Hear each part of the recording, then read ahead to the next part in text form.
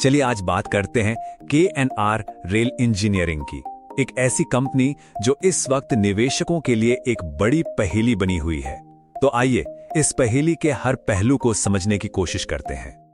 तो मामला कुछ यूं है कि एक तरफ कंपनी के नतीजे कुछ खास अच्छे नहीं आ रहे, लेकिन दूसरी तरफ जो लोग कंपनी को चला रहे हैं वो इसमें अपना पैसा और लगा रहे हैं। ये थोड़ी अजीब बात है ना? चलिए गहराई में जाकर समझते हैं कि आखिर चल क्या रहा है।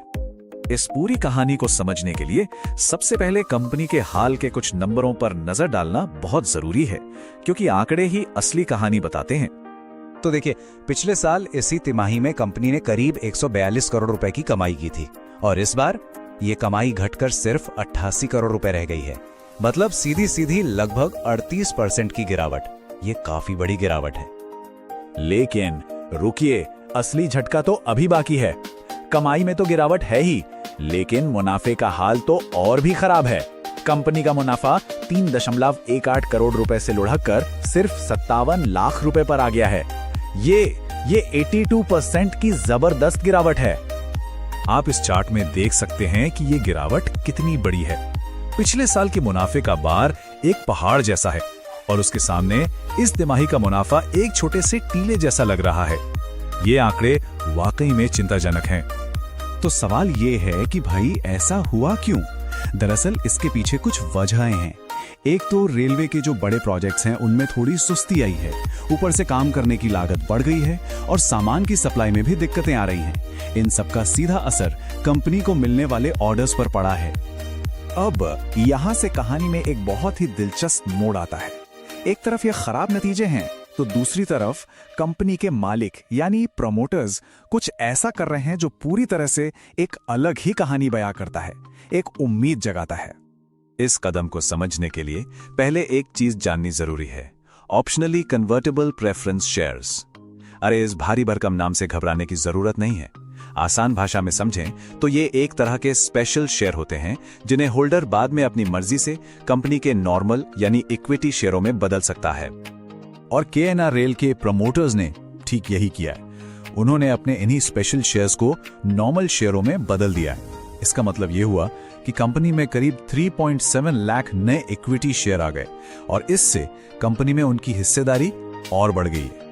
अब सोचिए, जब कंपनी अच्छा परफॉर्म नहीं कर रही तब मालिक अपनी हिस्सेदारी क्यों बढ़ाएगा? देखिए, इस कदम के दो पहलू हैं। एक तरफ ये प्रमोटर्स का कंपनी के भविष्य पर एक जबरदस्त भरोसा दिखाता है। ये एक तरह का वोट ऑफ कॉन्फिडेंस है। लेकिन सिक्के का दूसरा पहलू ये है कि जब भी बाजार में नए शेयर आते हैं तो जो पुराने शेयर होल्डर हैं उनकी हिस्सेदारी का प्रतिशत थोड़ा सा कम हो जाता है। तो अब हमारे पास तस्वीर के दोनों हिस्से साफ हैं। एक तरफ खराब नतीजे और दूसरी तरफ प्रमोटर्स का बढ़ता भरोसा। तो चलिए अब जरा बड़ी पिक्चर देखते हैं और समझते हैं कि कंपनी के लिए आगे क्या मौके हैं और क्या खतरे मंडरा रहे हैं। अगर चुनौतियों की बात करें तो कंपनी का मुनाफा उसकी कमाई पर बहुत ज्यादा निर्भर करता है। और हाँ, शेयर डाइल्यूशन भी एक चिंता का विषय है। लेकिन मौके भी कम नहीं हैं। सरकार रेलवे को मॉडर्न बनाने और फ्रेट कॉरिडोर्स पर जबरदस्त खर्च कर रही है, जिसका सीधा फायदा कंपनी को मिल सकता है। और सबसे बड़ी बात, प्रमोटर्स का खुद पर भरोसा, ये अपने आप में एक बहुत बड़ा पॉजिटिव साइन है। तो ठीक है, हमने पूरी कहानी को अलग अलग एंगल से देख लिया। चलिए अब जल्दी से इस पूरे विश्लेषण की सबसे जरूरी बातों को एक साथ समेटते हैं। तो कुल मिलाकर 4 बातें साफ हैं। पहली, कंपनी के हाल के नंबर्स वाकई बहुत खराब हैं। दूसरी, इसके बावजूद प्रमोटर्स अपनी हिस्सेदारी बढ़ाकर अपना भरोसा दिखा रहे हैं। तीसरी, कंपनी का भविष्य पूरी तरह से इस बात पर निर्भर करेगा कि उसे नए सरकारी और प्राइवेट प्रोजेक्ट्स मिलते हैं या नहीं। और चौथी और सबसे जरूरी बात, कोई भी फैसला लेने से पहले इन सभी बातों पर गौर करना बेहद जरूरी है। तो आखिर में सबसे बड़ा सवाल यही बचता है, क्या प्रमोटरों का ये मजबूत भरोसा और भविष्य में मिलने वाले प्रोजेक्ट्स KNR रेल को इस मुश्किल वित्तीय दौर से बाहर निकाल पाएंगे?